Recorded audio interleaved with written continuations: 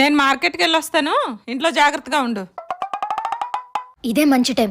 అమ్మింటికి తిరిగి వచ్చేసరికి పనులన్నీ చేసేసి మార్కులు కొట్టేయాలి. 2 hours later.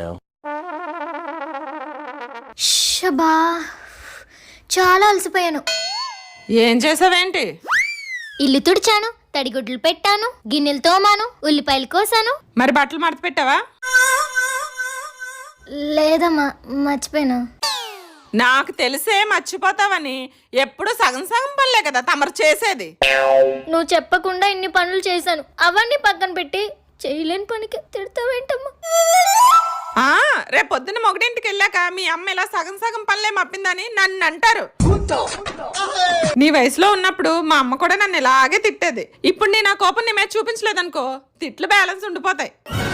అమ్మను మించి దైవం ఉన్నదా, ఆత్మను మించి అద్దము